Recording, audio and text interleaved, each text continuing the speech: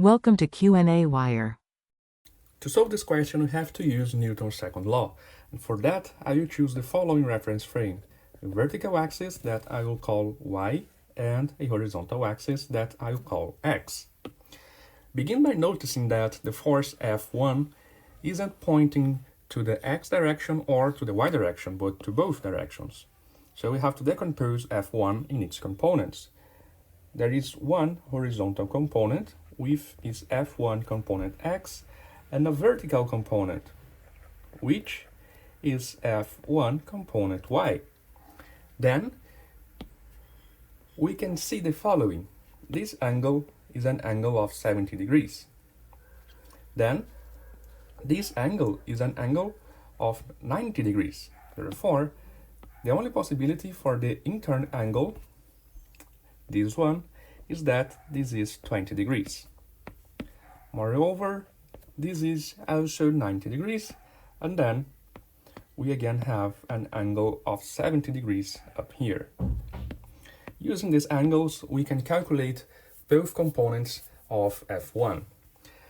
It goes as follows. By using the sine of 20 degrees, which is given by, in this context, the opposite side of the triangle, so F1 component x divided by F1, we are calculating F1 component x, because then F1 component x is equals to F times the sine of 20 degrees.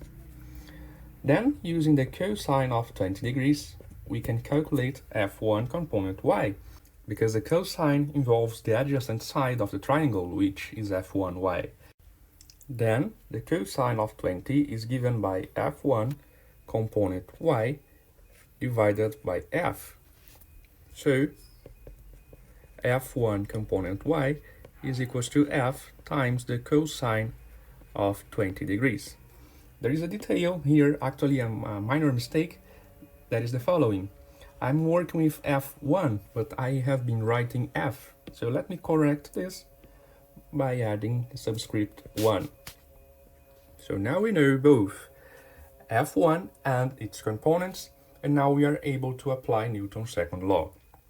Applying it to the x-axis tells us that the net force in the x direction is equal to the mass of the box times its horizontal acceleration, which is the acceleration in the x direction.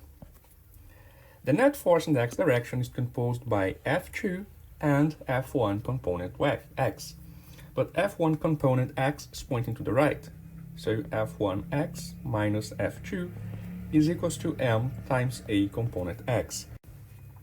But we know that F1x is given by F1 times the sine of 20 degrees. Then this is minus F2, and this is equals to m times ax. Therefore, the acceleration in the x direction is given by F1 times the sine of 20 degrees minus F2 divided by the mass of the box. Plugging in the values that were given by the problem, we get 59 times the sine of 20 minus 33, and this is divided by 7, resulting in a horizontal acceleration of approximately minus 1.83 meters per second squared. Notice the minus sign. It tells us that the acceleration is pointing to the negative direction of our x-axis, or, in other words, it's 1.83 meters per second squared to the left, so it's moving to the left.